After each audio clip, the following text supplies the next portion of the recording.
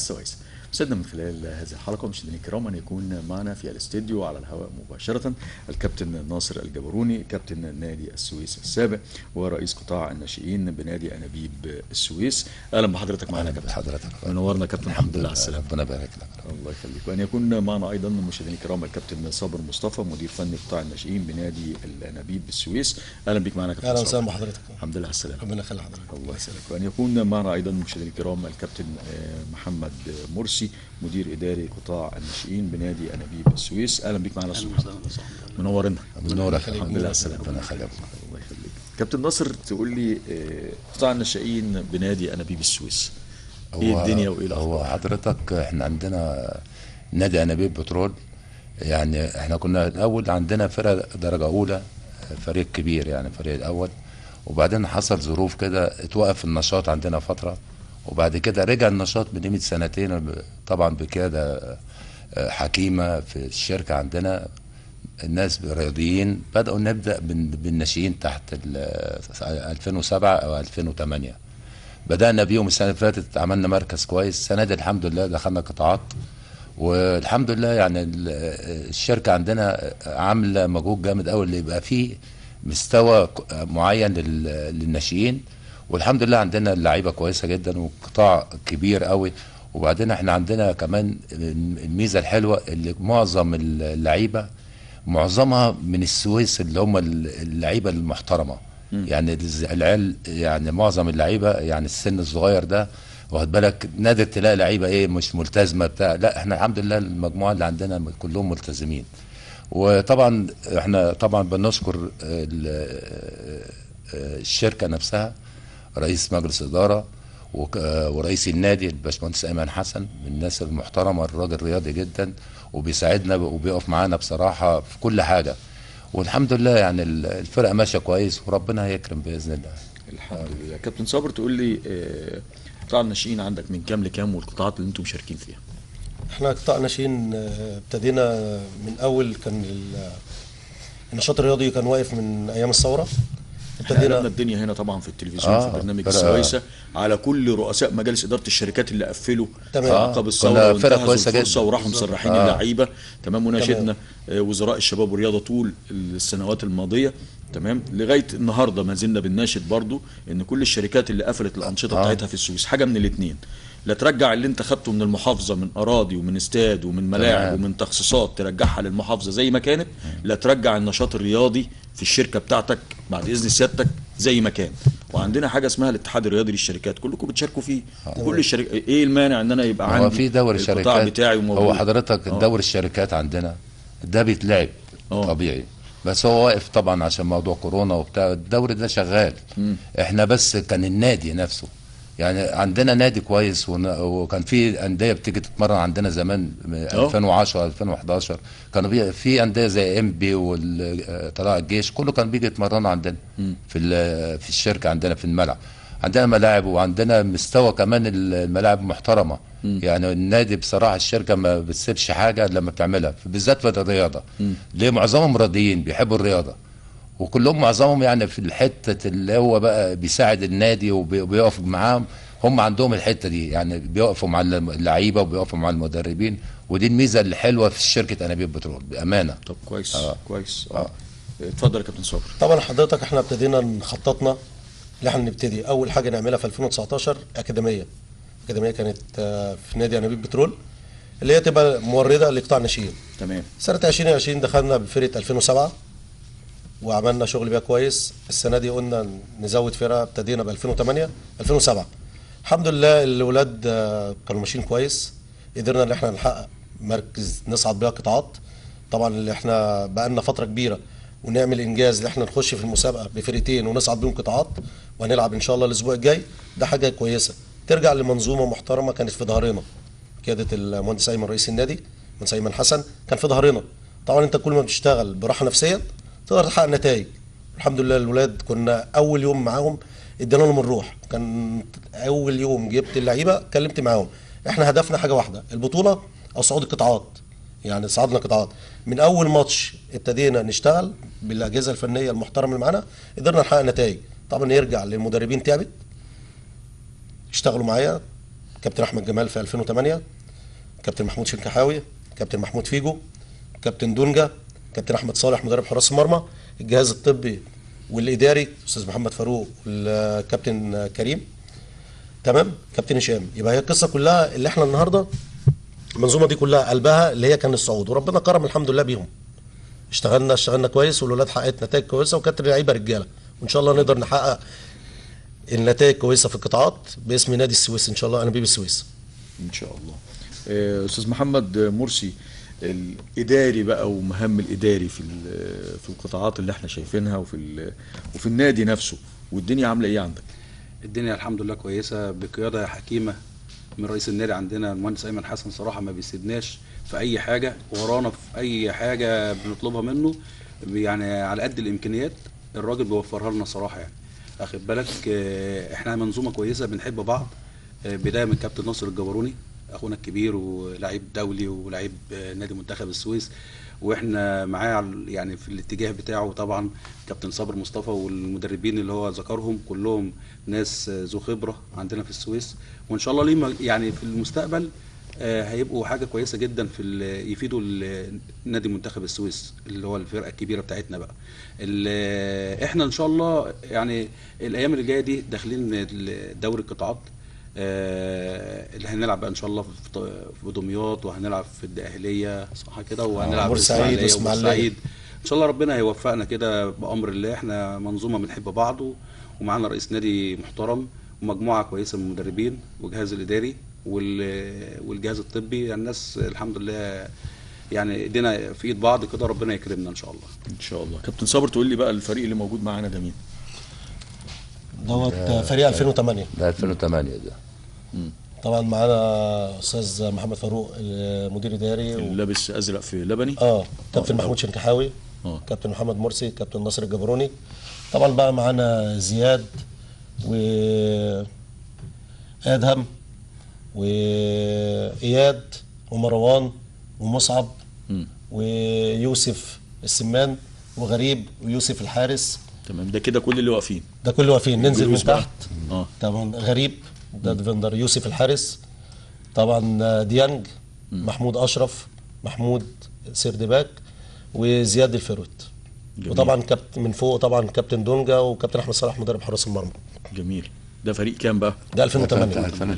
2008. ده برضه 2008. ده 2008. هم نفس الولاد؟ دولت 2007.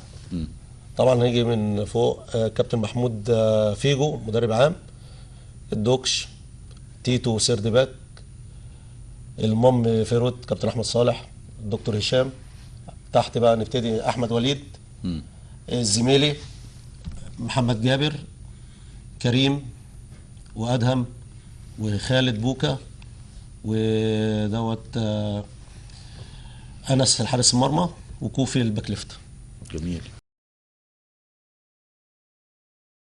اللعيبه دي يعني سنتين ثلاثه ممكن يلعبوا فريق اول. يعني الله، يعني اللهم صل على النبي، اللعيبه كوره وملتزمين وادب واحترام الواحد بيعاشرهم. فالحمد لله المجموعه دي يعني انا متنبأ لهم اللي في مستقبل ليهم باذن الله، وهنخش بيهم الدرجه اولى فريق اول بالمجموعه دي باذن الله. يعني احنا يعني يفضلوا معانا لغايه ما نوصلهم يبقى في الفريق الاول. فاحنا دي المجموعه كلها اللي احنا المستوى بتاعهم 2008 و2007 تحس ان كلهم مستوى، يعني ممكن يتباع الاستثمار بعد كده لو هنبيع لعيبه من اللعيبه دي، هيبقى استثمار للنادي نفسه. ونوفر يعني احنا بنوفر اللعيبه دي، بتوفر بدل ما نجيب لعيبه من بره البلد. بالظبط كده. والابن البلد هيعرف يعني قيمه ما هو طبعا شركه البترول الاول، وبعد كده هيعرف الانتماء. الوقت بقى فيش انتماءات زي زمان. دلوقتي الانتماءات بقت للماده. كنا الاول بتلعب لنادي السويس مثلا كنا بنلعب من غير فلوس، بس عندنا انتماء للنادي. في فلوس ما فيش فلوس كنا بنحب نادينا، كنا بنصرف من جيبنا. كنا بنصرف من جيبنا. فاحنا دي بقى اللي فقدناها الفتره دي، حته الانتماءات بقت مش موجوده. فاحنا بنعمل ايه؟ بنجيب الناشئين زي كده، بنحسسه بالانتماء للنادي عشان ما يكبر يبقى بيحارب النادي نفسه، زي ما كان بيتعمل فينا واحنا ناشئين في منتخب السويس. كان برضو موضوع الانتماءات دي كانوا بيزرعوها فينا واحنا صغيرين، فطلعنا حبينا النادي. في فلوس، في غدا، في عشاء، مش هتفرق معانا قد ما انتمائنا للفلانه، يعرف قيمه الفلانه اللي هو بيلبسها. دي اللي فارقه بقى بيلعب بيه. اما اللي بيجي من بره ده هو عايز، يعني هو جاي لهدف معين، لقمة عيش، لقمة العيش كلها وخلاص وشكرا السلام عليكم. مفيش الروح بتاعت زمان في الفرقه. يعني انت كان عندك الروح في منتخب السويس ده، كان اهلي زمالك بتاع يجي هنا عامل حساب للسويس. يعني انت ما يكون الجمهور ده فوق وعارف ابن النادي نفسه، تبقى عنده حته حماس شويه، هي دي كانت بتفرق. حتى لو انت قليل في الكوره بس عندك الروح فارقه معاك. فدي اللي كانت بتفرق زمان غير الوقت في الكوره يعني. طبعا بتفرق كتير طبعا.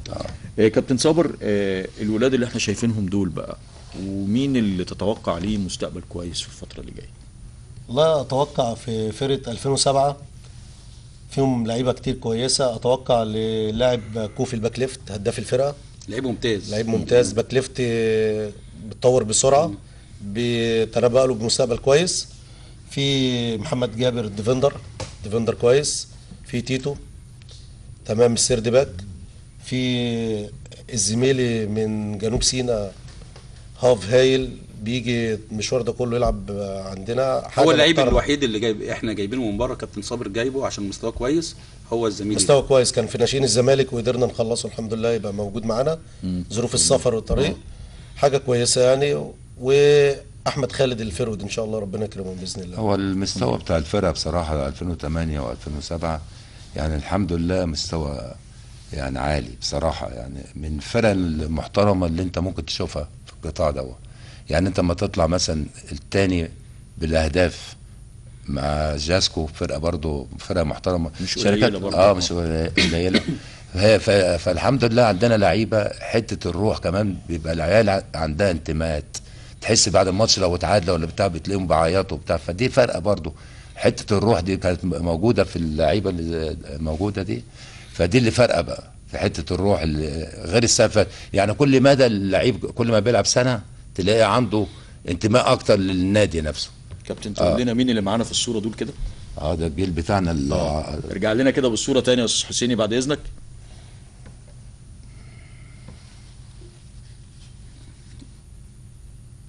عبال ما يجيب الصوره طبعا يا كابتن، عبال ما يجيبها تاني لان هيلف الصور كلها تاني كده من الاول. تمام. سؤال لحضراتكم جميعا، اتفضل، ونقول كل راينا كده مع بعض. يعني كابتن، انت لعبت دوري ممتاز سنه كام؟ انا اول سنه لعبت كان عندي 15 ونص في نادي السويس، كانت سنه 80. دوري ممتاز 83 مع الزمالك. فريق اول 80 كان عندي بتاع 15 ونص كده، 16 سنه. ثبت لنا الصوره دي يا استاذ حسيني بعد اذنك. ده الفريق يا كابتن؟ ده فريق بقى. مين بقى كده؟ ده اشرف ابو الوفا. جلوسا من الاول. من الاول صالح. محمد مش عارف محمد ايه، ياسر السيد. اشرف سليمان. ده ناصر الجبروني. ده شكوكو، ايهاب عبد الله، احمد تولي. لا ده احمد مش فاكر. ذاكره قديمه. ايوه ده طارق عماره حارس مرمى. وده التبعي. ده عمه التزوي. عمه التزوي التبعي ده من الجيل. انت جايب الصوره دي كنا لسه يعني صاعدين درجه اولى. يعني في 83 احنا اول مباراه لعبناها في 83 مع الزمالك في اول دوري ممتاز ليا. تعادلنا 1-1. فريق اول كان سنه 80 كان عندي بتاع 15 ونص 16 سنه. ولعبت فريق اول. فريق اول وفي صور تشوفني قد كده. ده لسه ناشئ ولسه صغير. ابدا كان عند الله يرحمه الكابتن امين السناوي. الله يرحمه. كان عنده حته ابن البلد دي اهم حاجه عنده. فكانت بتفرق مع الكابتن امين حته الاخلاص وبتاع، يقول لك ده ابن السويس هيدي اكتر. وما خافش على اسمه، وقعد ناس كبيره وقعد ناس كبيره، ما خافش على اي حاجه ولا حاجه، وغامر بيك. وانت وساعتها امر احتراف وقتها ما كانش في احتراف. لا احتراف سنه 90. الاحتراف ده سنه لا هو احنا كان زمان يعني حته الحب للنادي دي كانت بتفرق معانا قوي. بالذات احنا كنا 9 سويس و2 من الغرب. بعد كده لما دخل موضوع الاحتراف بقت تخش اكتر اللعيبه غرب اكتر. اما احنا كنا 9 سويس و2 غرب. لما بدات بقى موضوع الاحتراف سنه 89 90 دخلت بقى الموضوع بقى 5 و4 لعيبه، بقى يجيبوا لعيبه اكتر، بقت العمليه بقت فيها ماده بتفرق.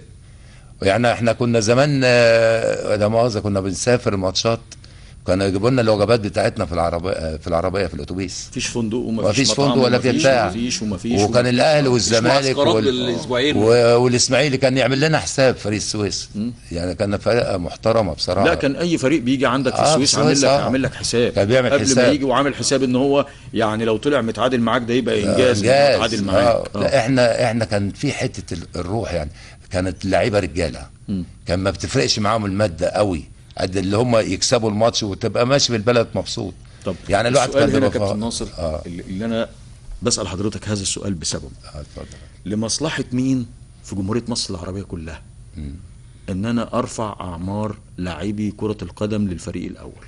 ما ده فشل. النهاردة اقل لاعب تجيبه في فريق اول عمرك ما تلاقي 15 سنة ونص، وعمرك ما تلاقي 21.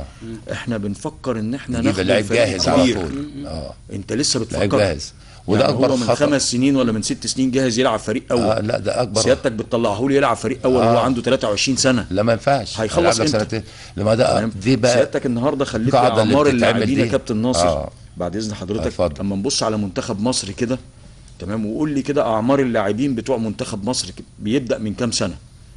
وهل ده صح كرويا في اليومين اللي احنا فيهم؟ هل ده صح ولا غلط؟ ان انا اخد شاب صغير عنده 16 سنه ولا 15 سنه ولا 17 سنه ولا 20 سنه عنده طاقه وعنده امكانيات، زي ما اخد واحد عنده 28 و29 و30 سنه و31 سنه؟ ده على ايامكم 29 سنه ده كنا خلاص بيعتزل. اعتزال. صح ولا بنتكلم غلط يا كابتن؟ كلامك صح. تمام. الزمان اللي انا ما وصلت 35 اللي بيتعمل سنه ده يا كابتن ناصر صح؟ لا هو اللي بيتعمل ولا غلط؟ ما ده اكبر غلط. عشان كده احنا لازم القاعده لازم من الناشئين نفسها لازم اهتم بالناشئ. الناشئ ده هو اللي هيديني وهوفر للنادي. السؤال يا كابتن هنا هو مين الناشئ ده اللي انا عايز اوصل له. يعني حضرتك بلسانك اهو بتقول انا لعبت فريق اول 15 سنه ونص. تمام. لو رجعنا زمان قبل الجيل بتاعكم، الجيل اللي قبله كابتن رضا وشحته والعرب كلهم لعبوا كده. تمام. الكابتن رضا لعب 16 سنه فريق اول في النادي الاسماعيلي في الدوري الممتاز. كله لعب في السويس كده. 17 سنه لعب منتخب مصر وكان بيلعب مباريات دوليه في منتخب مصر. تمام. الناس دي كانت بتفهم كوره ولا ما كانتش بتفهم كوره؟ ولا احنا النهارده بقينا اللي بيتربى في الفرقه وبيطلع بيها بيبقى عنده كمان يعني احساس بالفرقه اكتر وحبه للنادي بيكتر. يعني انا لما بتربى من صغري وبلعب فريق اول على طول، واخد بالك، وانا صغير بتلاقيني عندي انتماء للفرقه نفسها وما بخافش يا كابتن، وما فيش خوف. خلاص الرهبه يعني راحت. انت كابتن لما تنزل تلعب في الملعب وانت عندك 16 سنه او 15 سنه ونص لسه عندك القدره، ذهنك متفتح وعندك القدره انك انت تتعلم. لما تلعب جنب علي ابو جريشه وتلعب جنب اسامه خليل وتلعب جنب مصطفى عبده وجنب محمود الخطيب وجنب هتتعلم من الناس دي. هيبقى عندك لسه خبرة. في مساحه انك انت تتعلم. لكن لما طلعك وانت 22 سنه ولا 23 سنه هيبقى في مساحه انك انت تتعلم من الناس دي؟ لا طبعا. وبص حضرتك انا كان عندي هو بيئه التطعيم 19 سنه من يعني مثلا عندك يعني في السويس نفسها احنا برضو يعني ايه الناشئين عندنا برضو ابتدينا. الاستاذ اسامه الموشي رئيس النادي عندنا في السويس مثلا، احنا بنتكلم على منتخب السويس، في لعيبه صغيره بنطلعها الناشئين دلوقتي يعني بنعتمد عليها، واخد بالك يعني. بس هو مش كتير زي ما انت قلت كده، واخد بالك. الكابتن ناصر بيقول لك 16 سنه، احنا عندنا الناشئ عشان يلعب زي ما سيادتك بتقول كده تقريبا بيعدي ال 21 سنه، بيعدي ال 21 سنه. طب ما هي دي المشكله اللي انا بأصر ان انا اسيرها من خلال المتخصصين اللي زي حضراتكم في هذا المجال. تمام. ان احنا دلوقتي لما ابص على منتخب مصر، انت بقالك كام فتره عمال بتشارك وما بتاخدش حاجه، بتشارك وما بتاخدش حاجه. عندك علامات استفهام موجوده عندك ما حدش عايز يحط ايده عليها. من ضمنها انا بحط ايدي عليها اهي وحضراتكم موجودين معانا وحطينا ايدنا عليها اكتر من مره، ان ما فيش حاجه اسمها واحد عنده 21 سنه ولسه بيلعب ناشئين. ناشئين ايه؟ لا ما ينفعش. هو وكمان محطوط ان انا اسرحه وما يلعبش كوره خالص. هيقعد على القهوه ولا يقعد في اي حته. حضرتك لو انت بتاخد الناشئ بتلعبه في فريق اول وسنه صغير مع المنظومه اللي بتلعب فوق مع الخبره اللي موجوده، هيخش على طول مع الفرقه. يعني ما تحط 3 4 ناشئين بعد سنتين 3 هتلاقيهم هم اساس قوام الفرقه الاساس قوام نفسه. واخد بالك؟ هو الحته دي بقى حته المدرب. المدربين النهارده بتبقى خايفه النهارده ان انا اجيب ناشئ اخسر وبتاع همشي، فدي بتفرق بقى. ما هنا كابتن ناصر هي دي الجزئيه اللي انا بسيرها، مفهوم الناشئ. من هو الناشئ في كرة القدم؟ في مصر طول عمرنا وعينا على الناس المحترمة اللي احنا وعينا عليها وفاكهة الكرة المصرية وساحر الكرة المصرية وعلي خليل ومحمود الخطيب وحسن شحاتة ونقعد نرص اسماء من هنا لاخر الدين الشاذلي ومصطفى رياض وما اعرفش وبوب ونقعد نرص مش هنخلص.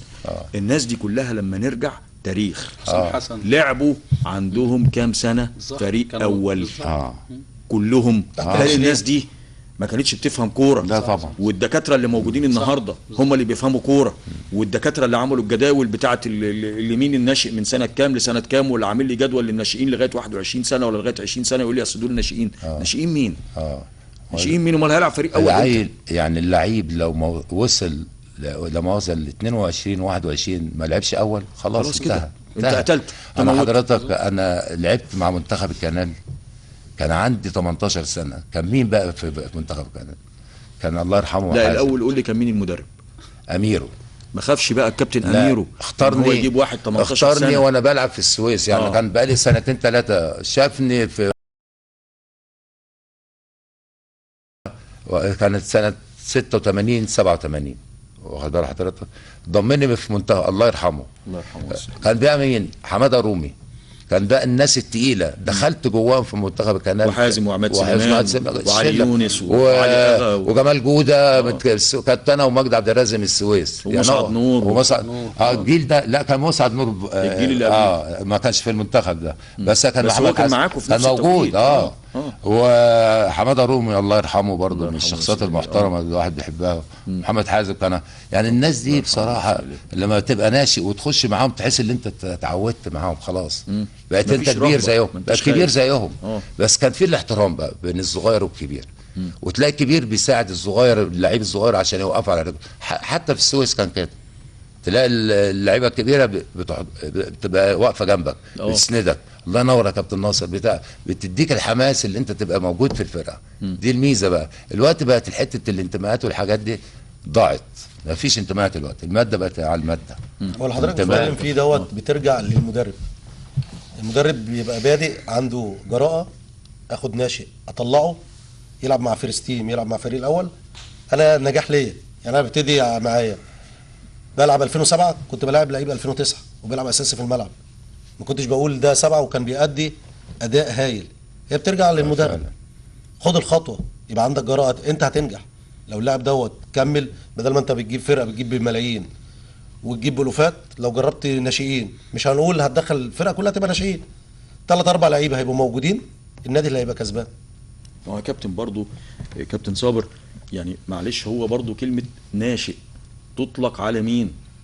ناشئ دي يعني انت بتقول واحد لسه بيقول يا هادي بسم الله الرحمن الرحيم. ناشئ ده 14 15 سنه وكتير 14 يعني 15 سنه. يعني انت اخرك ناشئ ده يعني انا بقول 8 سنين لازم احط 10 سنين 12 سنه تمام لازم 15 سنه يا سيدي فريق ناشئين اخرك.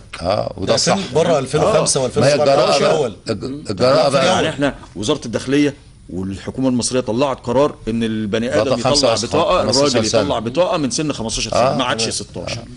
تمام. انا مش معترف كفريق كوره ان ده خلاص الدوله اعترفت بيه راجل ومعاه بطاقه ويخش في اي مكان ببطاقته. تمام. طب انا اقول لحضرتك حاجه. منظومه السويس لو احنا بقى لنا 23 سنه دلوقتي درجه ثانيه من سنه 2000 لغايه دلوقتي السويس ما صعدش. احنا لو كنا عملنا المنظومه دي قطاع الناشئين وعملنا منظومه كبيره في الناشئين ولعبوا الفريق الاول كنت زمانك صعدت بعد 2 3. طبعا انت كل سنه كنت تبقى ضامن انك انت على الاقل هتقعد بالجيل اللي انت طلعته ده. كل سنه هتقعد لك بيه 8 9 سنين كمان مصاريف اقل. وبعدين كل سنه بيجي لك وجه غير الوجه الثاني. يعني انت بتغير كل سنه لعيبه وزي ما انت. طيب يبقى انا خليني بقى على منظومه اللي انا يبقى عندي قطاع ناشئين. بس يا كابتن نصر انا بغير 16 و17 انا بغير الفريق كله. بالظبط. فلوس وحمل على النادي. يعني احنا السويس السنه دي السويس السنه دي احنا جبنا 15 لعيب واحنا للاسف في المركز السادس. تمام، ان مفيش دعم خالص خالص خالص خالص من البلد، من محافظ عندنا. انا بكلم انا اسف يعني، المحافظ عندنا يعني بعيد شويه عن النادي، واعضاء مجلس الشعب عندنا والشيوخ برضه بعيد خالص عن النادي، والسويس للاسف يعني يا استاذ عمرو عايز اقول لك مفيش فلوس ندي مرتبات للعاملين اللي هناك في النادي، مش للعيبه. بنضطر بنجيب لعيبه برضه المستوى بتاعهم يعني مش عالي. احنا عايزين نصعد زي ما كابتن ناصر ما قال لك، احنا بقالنا 23 سنه حلم لشعب السويس اللي احنا نبقى في الدوري الممتاز.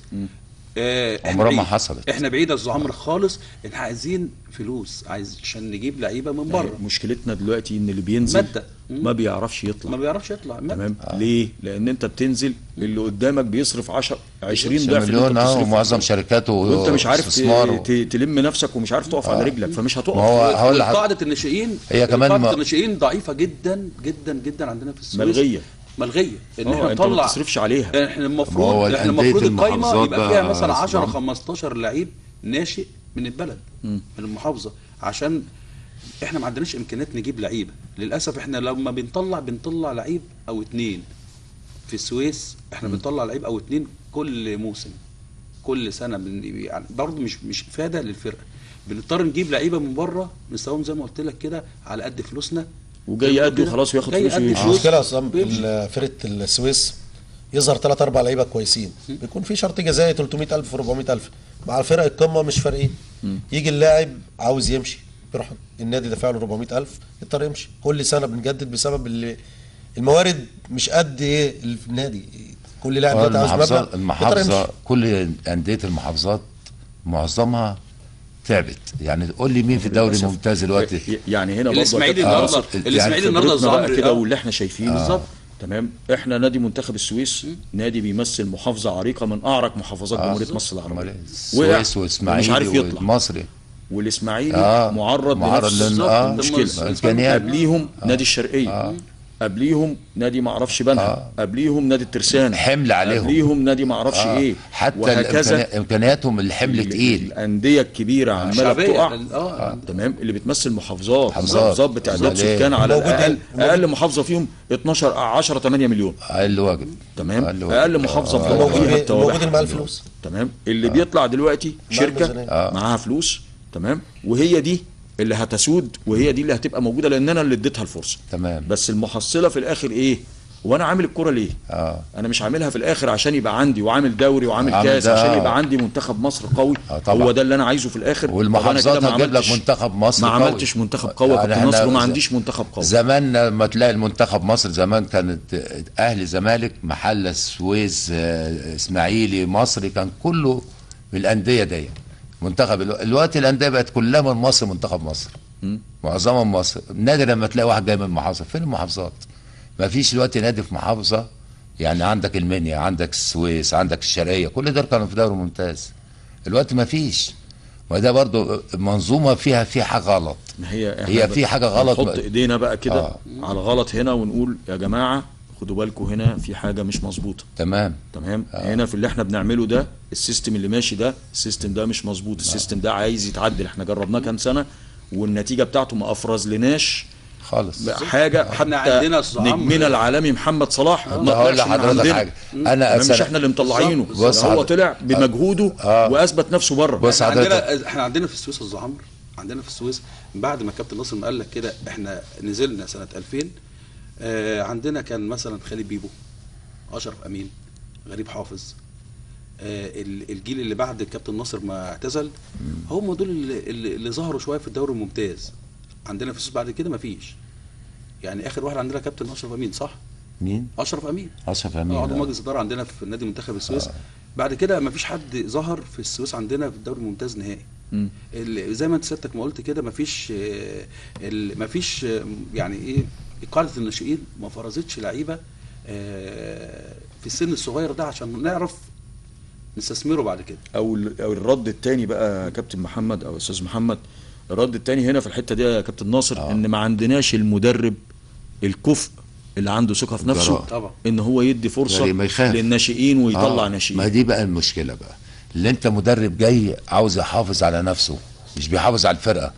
طب انا لو لعبت ناشئين ممكن اخسر، بيبقى عنده حته الرهبه والخوف. طب الواقع العملي اللي حصل وده غلط، واحنا شفناه طول بالعكس انا اعمل اللي عليا. الواقع العملي في الجدول ان سيادتك جاي بتحافظ على نفسك وعايز تحافظ ما اعرفش ايه، وعايز تجيب لعيبه بكام، وعايز بتجيب وبيجيبوا لك. المحصله ايه؟ ان احنا كل سنه ما بتصعدش، بنصارع الهبوط. طبعا، لدرجه ان احنا من 3 مواسم لولا الكابتن ايمن حسين وافق ان هو يتولى مسؤوليه تدريب نادي منتخب السويس. تمام، كان منتخب السويس نزل درجه ثالثه. تمام غامر باسمه وغامر بتاريخه. النهارده اللي هينزل وشال الرايه ودخل. النهارده اللي هينزل 9 فرق يعني دي مشكله لو فضلنا في المركز السادس كده. ما ده خطر، ده خطر. ما هو بقى الجراءه المدرب نفسه. يعني انا كمدرب واخد بالك اهتم بالناشئين. خسرت الماتش الاولاني، ممكن الماتش الثاني اكسب وانت عملت طب احنا لعبنا ازاي؟ هو جاي المدرب عايز يصعد، مش هيدور على الناشئ، عايز يجيب لعيب متميز. طيب كابتن ناصر يقول لك ايه؟ انا رايح اشتري لعيبه صعود. بالظبط كده. هل في حاجه اسمها لعيبه صعود؟ عمرها ما هتحصل، الكوره ما فيهاش كده عمرها. يعني انا هروح عطاء، انا في جيبي فلوس. تمام، هروح اشتري 11 لعيب دلوقتي وهجيبهم من الدوري الممتاز، مش هجيبهم من تحت كمان، هجيب ال11 من الدوري الممتاز. هيطلعوني؟ لا. الزمالك يعني هقول لك، الزمالك مره جاء كان فريق الاحلام، فاكر حضرتك؟ كان فريق كان احمد اشترى لعيبه كلها وفشلت. ما هي حته، ما انا بقول لك حته الروح والانتماء دي اهم حاجه في الكوره. اللي يبقى عندي انتماء للفرقه اللي انا بلعب فيها، سيبك بقى من الماديات، احنا الانتماء نفسه. طول ما انت عندك انتماء هتدي في الملعب، ما فيش انتماء عمرك ما هتدي. طالما باصص لحته الماده وبتاع عمرك ما هتدي في الملعب. فدي فرقه. يعني احنا في منتخب سنه 89 انا رحت منتخب مع كابتن جوهري. بص بقى كان معايا في المنتخب مين؟ هشام عبد الرسول، احمد الكاس، كل دول انديه كانت معظمها من انديه محافظات، ومن الاهلي والزمالك 4 5 وكل وصابر عيد وكل ده كانوا موجودين. واللهم صل على النبي كان جمال جوده. يعني معظمها من المصري. يعني بقول لك معظم المنتخب كان معظمها من المحافظات. دلوقتي ما فيش، المحافظات دلوقتي ما فيش لعيبه فيها. ولو بصيت للعيبه، اهم حاجه يا كابتن ناصر في التوقيت ده تحديدا، انك انت بتختار محدش يقدر يراجعك في اختياراتك. تمام. بمعنى لو جبنا مين مدير فني هيتفق معاك على الاسماء اللي انت خدتها. تمام. يعني انت لما رحت جبت من المصري جمال جوده، انت مش جايب واحد كده، لا لعيبه، ده كان هداف. لا لعيبه، ده كان مكار. كان هداف النادي المصري، كان في يوم الجوهري خدوا معاه، من احسن الفراوده في النادي المصري، من احسن الفراوده اللي انا لعبت عليهم، لان هو هداف. فالنهارده انت لما بتيجي في المنتخب، لو جبنا بقى الورقه والقلم وقعدنا انا وحضرتك كده ونقيم بقى اللعيبه، فلان في خط الهجوم هو جاب كام هدف في المنافسات السنه؟ هو بيلعب في نادي ايه؟ ده بيلعب في نادي سين. تمام. جاب كام هدف في الموسم لغايه النهارده؟ لعب كام مباراه؟ لعب 20 مباراه، جاب كام هدف؟ ورأس بيلعب راس حربه، ماشي. ولا راس حربه، ماشي. جاب كام هدف؟ جايب 3 أهداف. طب ما انا عندي واحد متصدر قائمه الهدافين في الدوري، بس بيلعب في المنيا ولا بيلعب في اسوان ولا بيلعب في النادي الاسماعيلي ولا ما اعرفش، ولا في المحله ولا في الاتحاد في الدوري. طب ما معلش، يعني قالب به كوره بتقول ان ده عارف طريق الجون وهو هداف الدوري متصنف عندك، انت اللي مصنفه. الدوري ده معمول عشان انا اختار لعيب المنتخب منه. صح. تمام. مش انا اقعد اصل فلان ده بيلعب كويس فانا عايز اجربه في المنتخب عشان هيلعب كويس في المنتخب. لا يا حبيبي، انا مش عايز اجرب، انا عايز لعيبه اثبتوا كفاءتهم خلال المنافسات اللي موجوده عندك، وهداف وحط جوان. عايز اقوى خط دفاع. اما اجي تقول لي اخد الكابتن ناصر الجبروني، يا عم هات نادي منتخب السويس دخل فيهم كم هدف؟ دخل فيهم 3 أهداف. تمام. الغلطه في عند مين؟ خط الدفاع غلطان في حاجه؟ كابتن ناصر غلط في حاجه فيهم؟ لا، خلاص هات ناصر. فلان في خط الوسط، عايز فلان صنع كم كوره للمهاجمين وعمل كم هدف. تمام. اما يبقى في احصائيات يا كابتن بالارقام، اعتقد ما فيش مخلوق تمام يقدر يختلف عليها. يعني انا لما ابص الاقي كابتن ناصر الجبروني موجود في المنتخب وبيلعب اساسي في المنتخب. تمام. ليه مقاومات، ليه طول بعرض، ده بيلعب في خط الدفاع، مغطي الدنيا ومديني امان. تمام، ان هو هيلحق يجيب لي يعرف يغطي ويعرف يدافع ازاي. محتاج يا كابتن ما عادش عندنا الكلام ده دلوقتي. لا. انت سايبها وبتشتغل كده، اصل فلان ده في نادي كذا واحنا لازم نعمل حساب لنادي كذا، وفلان ده في نادي كذا ولازم نعمل حساب لنادي كذا. طب فين يا عم اسم مصر وفين منتخب مصر؟ حضرتك الاجيال القديمه كانت احرف من اللعيبه دي، الجيل ده، بس امكانياتهم كانت قليله. والتكتيك والفكر التدريبي واخد بالك اتغير. غير لو الفكر والتكتيك موجود دلوقتي، ايام زمان كان فرق جامد قوي كلاعيبه. خطيب وجمال جوده لعيب الكوره، تحس ان الكوره يعني لعيبه يعني جمال جوده ده انا كان العب بيتكلم الكوره، تحس ان الناس دي بتتكلم يعني الكوره. كنت العب على كابتن جمال، كنت العب على كابتن جمال جوده ده مكار، تحس اللي يبص لك انت عينيك رايحه فين ويجي هربان منك. لا كانت لعيبه عندها خبره. ما الخبرات برضو بتفرق من كتر الماتشات، زي ما انت حضرتك بتقول الناشئ ما نديله ماتشات هيبقى اللي عنده خبرات زي الفريق اللي بيلعب بقاله 5 سنين و10 سنين. اديله ماتشات، هخسر مش اشكال، استحمل ماتش 2. ما انت كده ما تصعدش. واقع عملي وانت كده يعني انا لو اهتميت بحته الناشئين دي كان زمان السويس في الدوري الممتاز باولاده، ووفرت للنادي كتير. يعني 23 سنه لو كان عمل فرقه قطاع ناشئين رباها بس كده وغذاها وخلاها قعدت في النادي كده لمده 3-4 سنين كان صعدوا الفرقه. للاسف ودي اللي فرق. كابتن صابر، تقول لي من الاطار اللي موجود معانا والصوره اللي موجوده معانا وانديه منطقتنا، النادي الاسماعيلي طبعا وما يحدث في النادي الاسماعيلي، وللاسف تصدر وانفراد بمؤخره الجدول بدون منافس وبدون منازع يعني. وطبعا محاولة طبعا من الكابتن ميدو، وربنا يوفقه يا رب كده وتعدي على خير ان شاء الله، وتطبيق لفكر الكابتن ناصر ان انا ادي فرصة لناشئين النادي الاسماعيلي. وتعبنا ننادي من خلال الاستديو ده يا جماعه بلاش الناس اللي انتوا بتشتروهم من بره دول عشان ما عندهمش انتماء وما عندهمش ولاء ومش فارق معاهم النادي الاسماعيلي. شوف انت جبت والله انا طلبتها صراحه على الهوا اكتر من مره بناء على الكلام اللي اتقال لي من الجماهير في الشارع. والاسماعيلي طول عمره عنده ناشئين. سيبوا الاسماعيلي طلع لي فريق 99 اللي انت كنت سرحته ده كله، طلعه يلعب باسم النادي الاسماعيلي فريق اول. ما هو 99 يعني داخل في 21 سنه ولا 22 سنه، هيلعب كره امتى؟ طلعهم كلهم زي ما هم كده وسيبهم مع بعض يلعبوا، حتى لو انت اللاعب عنده امكانيات 50%. عملها مع الزمالك لما كسب الزمالك بناشئين. فاكر انت كسب بالناشئين وقدام معظمهم بقت موجودين في الفرقه دلوقتي. يعني لعبوا في الدوري الممتاز بيقول ناشئين بتفرق. يعني انا هخسر النهارده بس مش هخسر بكره. الله ينور عليك بالظبط. هي دي هتفرق. الاسماعيلي كان طبعا بعبع خط الكنال مع السويس والمصري. الاسماعيلي قعد فتره الاهلي خد بطولات بلعيبه الاسماعيلي بالظبط، كام بطوله ورا بعض. بطولات من النادي الاسماعيلي باسماء كتير. طبعا ترجع النهارده الاسماعيلي كان على طول قاعده الناشئين اقوى من اقوى قاعده الناشئين. لعيبه النهارده جت النادي الاسماعيلي افوجئ الكابتن ميدو دفع فلوس عشان لاعب يقعد.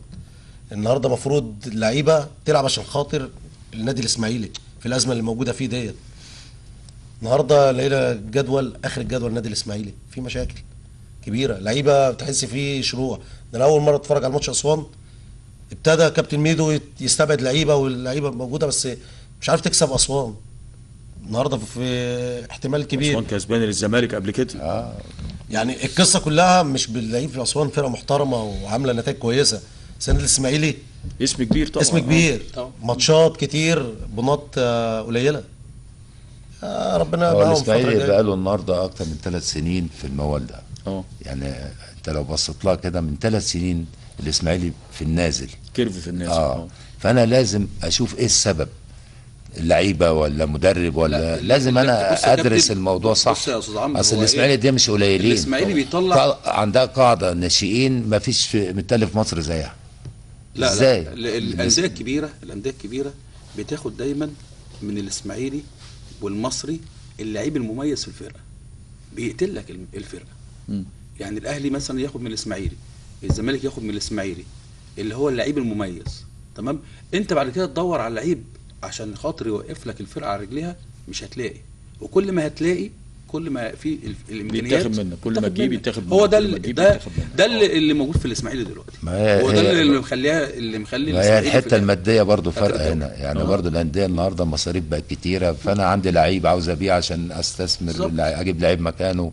يعني برضو حته الماديات برضو فارقه في الانديه، بوظت الانديه.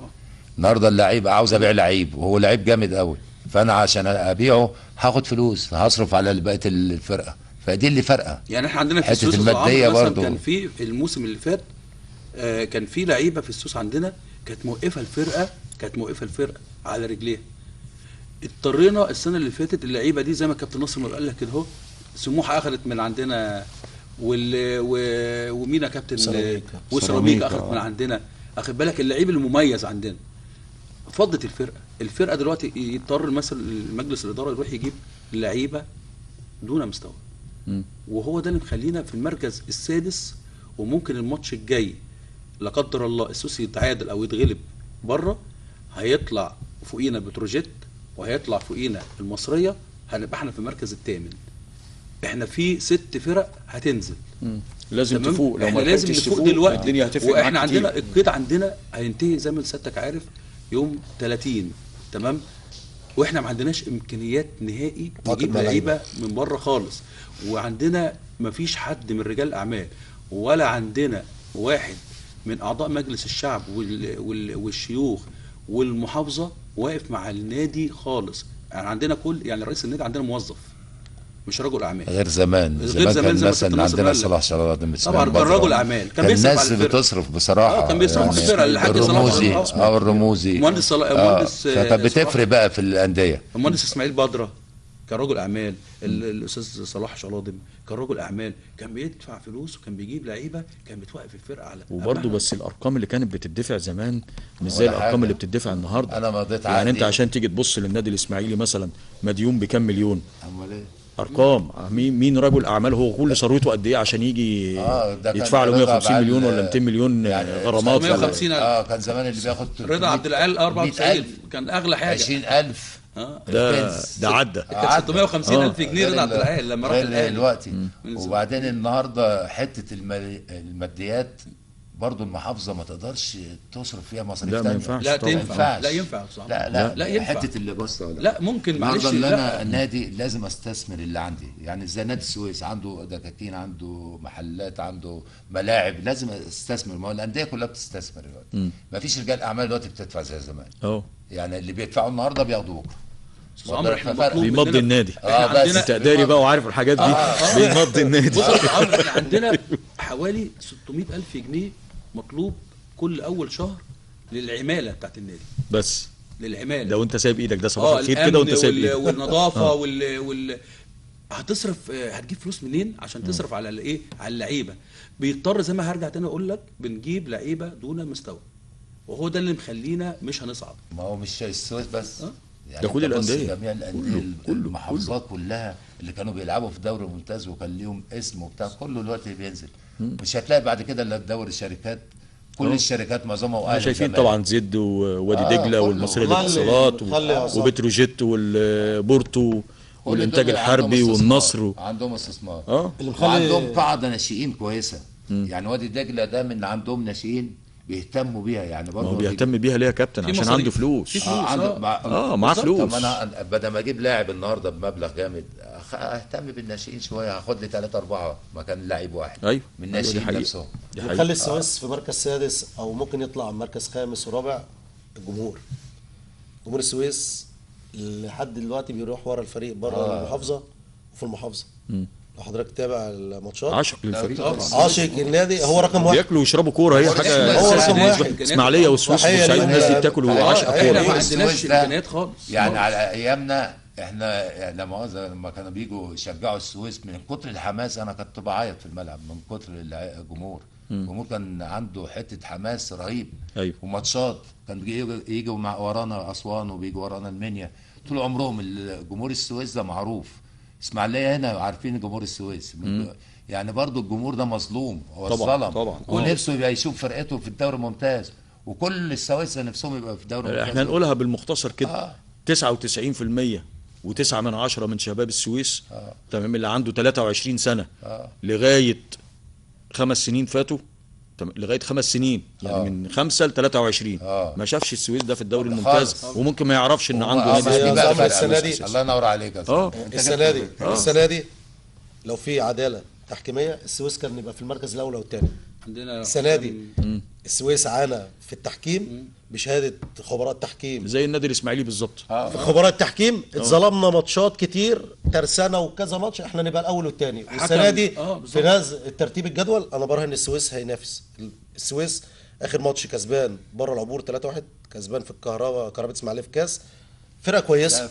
هو عاوز تدعيم، لو في دعم 3-4 لعيبه قبل ما شهر واحد يقفل مع الجمهور الفريق هيوصل، بس يبقى في عداله تحكيميه. المنظومه بتاعت نادي السويس يعني برضو بصراحه منظومه كويسه السنه دي، تحس كده اللي فيه انتماءات وفي نفسهم الفرقه تصعد. بص يا استاذ عمرو، اللي معلش مع احترامي لكابتن ناصر، هو المدير الفني بيجي دايما من بره البلد، احنا بنعتمد على اللي من بره. بيجي من بره، يعني مثلا بيجي المدير الفني بيجيب له معاه 6-7 لعيبه من عنده، هو اللي بيجيبهم وبيجي يمشي ياخدهم في ايده. لا ويا ريت بياخدهم في ايده، معلش انا اسف يعني في يعني بيبقى في سمسره لعيبه، بيع لعيبه دلوقتي دخلت في النوادي. ما هو هيجي مش هياخد مرتبه بس، بالظبط كده، في بيجي يعني بياخد السبوبه اللي هو جايبها زي اللي جه من الفيوم وجاب 7 معاه من الفيوم، اللي ما اعرفش منين وجاب معاه كام واحد منين. الماده فرقت هنا، حته الماديات دي بصراحه الكوره طالما فيها ماديات، بس هي بقت الكوره كده دلوقتي يعني يا استاذ عمرو منظومه وبقت يا كابتن اي حاجه الفلوس بتخش فيها لازم تبوظ. طبعا ما هي دلوقتي البلد كلها دلوقتي وبعدين انت ما بتلعبش لعيب واحد بفلوس. تمام، انت النهارده معاك على الاقل 11 واحد في الملعب وزيهم قاعد بره. تمام، كله بيبص لكله. تمام، انت ميزت فلان اشمعنى؟ اول كلمه حتى لو هو هداف اشمعنى؟ الاحتراف صح. تمام، ما بتنافسش الاحتراف صح. انت لو يعني نفذته صح يا كابتن ما بتنافسش الاحتراف صح، يعني قالب به عشان ننفذه صح. لازم السن تبقى مناسبه ان انا التحق بالفريق انت الاول تحت امر النادي. تمام، يعني التحق بالفريق الاول 16 سنه ماكسيموم 17 سنه انا بلعب فريق اول، اخد فرصتي تالت متلت. احنا طالبنا في الكام سنه اللي فاتت والحمد لله استجابوا لينا، قال لك اشرك الناشئين معاك في الفريق، خد 16 و17 يلعب معاك مباراه في كل مباراه وديه مباراه وديه اي حاجه. تمام، احنا بنطالب ان هي تتعمل اجباري، زي ما انا بديك حق انك انت تستورد لاعبين من بره وتموت لي اللعيبه في مصر هنا ومش لاقيين يلعبوا ومش لاقيين ياكلوا اساسا. تمام، يبقى حرام عليك لما انا اجيب ناس من بره مستواهم اقل حتى من مستوى اضعف لاعب عندك في الناشئ. تمام، وتجيبه وتديله فلوس قد كده وفي الاخر يلعب مباراه وياخد بعضه ويمشي ويرفع عليك قضيه وياخد منك فلوس بالدولار ويروح يشتكيك في الفيفا ويوقف لك التعاقدات بتاعتك ويوقف لك حالك. يا منظومه تمام، انت بتعمل عقد اصلا يعني العقد دلوقتي بيتعمل للعيب بيعرف يحاربك، بيعرف يحارب النادي. ما انت بتعمله غلط، بيوقف حالك بالظبط كده. المنظومه كلها غلط. يعني انا موضوع الاحتراف النهارده النهارده بتخرب بيته. طبعا الانديه كلها غير الاول. يعني انت الاول كان اي حاجه بتمشي معاك، حتى المصاريف اللي انت بتاخدها او المكافاه بتبقى ماشيه مع النادي. النهارده فلوس بتتاخد كتير واللاعب ما بيأديش كمحترف. لا والاجمل كمان يا كابتن ناصر، لو بصينا على الجدول كده اللي قدامنا كده وقلنا كل فريق في دول دافع كام مليون جنيه ميزانيته السنه دي للاعبي كره القدم فقط لا غير. اللاعبين والجهاز الفني اللي معاهم كتير عملوا ايه؟ كمثال اهو فريق قدامنا استر كومباني ل 14 دافع كام مليون؟ ارقام مليون. لسه نازل من الممتاز، بس هم ما عندهمش خبره ايا من كان. لا لسه نازل، يعني اللعيبه عقودها عاليه ورايح فين؟ ده ال 14 هينزل و13 بونت بعد 15 مباراه. بتروجيت بقول لحضرتك بتروجيت اللي فوقه. ما انت ما بتنفذش، يعني احنا اعلم بتنفذش الاحتراف صح.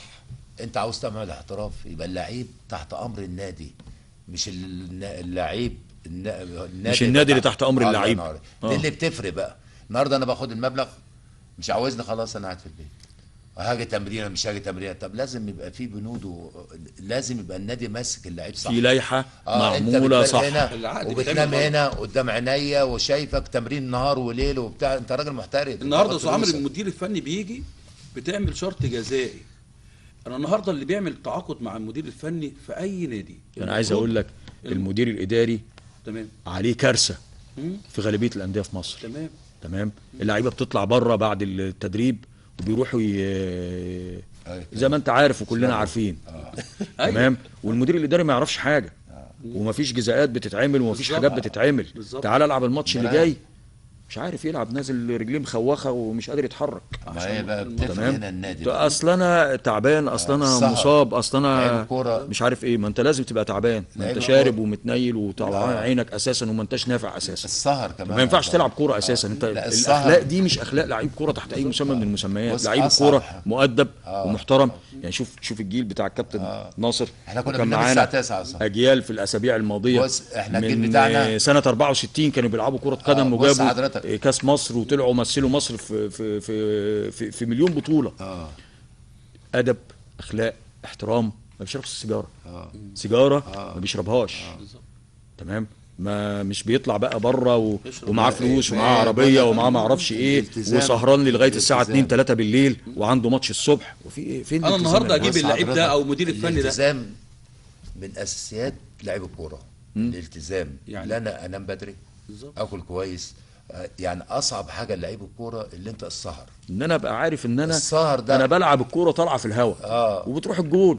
مين اللي بيوديها؟ انت اللي بتوديها؟ لا مش انت اللي بتوديها، اللي بيوديها ربنا سبحانه وتعالى، عشان مجهود الناس اللي معاك دي كلها والتعب اللي انتوا تعبتوه ربنا بيكافئكم بالتعب اللي انتوا تعبتوه. انا اجيب المدير الفني او اللعيب لما اجي اعمل عقد معاه المفروض احط له بند في العقد ان انا جايبك مثلا بالمليون ده عشان اصعد. طب انا لو ما صعدتش، ما انا جايبك عشان اشوف مستواك ايه، لعبت لي قد ايه، عملت لي ايه. انا حاطك مثلا مهاجم، حطيت لي كام هدف، عملت لي كام يعني عملت لي كام نقطه، جبت لي كام نقطه، فدتني في ايه عشان اديك الايه باقي نص العقد بتاعك. اما احنا للاسف النهارده اللعيب اللي ماسك النادي، اللعيب اللي بمشي باجي لي عقد من بره اعلى من السويس او من الاسماعيلي او من المصري، اديك ظهري وامشي. سبوبه. الحمد لله القطاعات رجعت تاني. كان الموضوع ده غايب بقاله سنين. القطاعات دي طلعت منتخبات، طلعت لعيبه. فعلا. ما هو ده من كتر ما احنا قاعدين عمالين حسنا اتنبح هنا. تمام. ان حتى المنافسات بتاعه القطاعات غير مجديه. عشان انزل الاعب فريقين ثلاثه طول الموسم واقعد طول السنه قاعد حاطط ايدي على خدي مستني الثلاث اربع مباريات اللي انا العبهم. اللعيبه والانديه دي بتفرق. دلوقتي 5 محافظات و12 فريق من ضمنهم معانا في 2007 المصري وكابسي بورفؤاد. مسابقه كويسه وهتبدا ان شاء الله الاسبوع الجاي. المسابقات ديت طبعا المنتخبات هتفرز لنا لاعبين، هتفرز لاعبين. خط الكنال فيه لعيبه الناشئين طول عمرهم يعني كويسين جدا. يعني لعيبه عندهم الموهبه بالفطره، مش مكتسبه بالفطره. كل ده كان فين؟ مدفون. تلعب تعمل فتره اعداد، تلعب 3 4 ماتشات دور اول، 3 4 ماتشات دور ثاني، وتركن سنه ونقعد سنه. تستنى الموسم الجاي تلعب 4 مباريات 5 مباريات ومتشكرين. رئيس النادي عندنا لما جينا يعني كونا الفرقتين اللي هو 2007 و2008 صراحه هو راجل رياضي. الكابتن صابر الصراحه هو برضه هو يعني البدايه الكابتن صابر يعني بامانه جاب اللعيبه دي وهو اللي عمل الفرقه. احنا كلنا وقفنا معاه. الرئيس النادي عندنا المهندس ايمن حسن ما سابناش صراحه، كان كل الامكانيات كان بيوفرها لنا. هو راجل رياضي. يعني هو بيحب يعني هو بيحب عايز يعمل حاجه، بيحب نادي السويس. هو عايز يعمل حاجه. كل اللي مسك الشركه عندنا بيحب نادي السويس. نتمنى طبعا تعودوا مره اخرى للدوري العام. تمام. ونلاقي فريق كبير كده بيلعب باسم استثمار للبلد وللشركه وللنادي.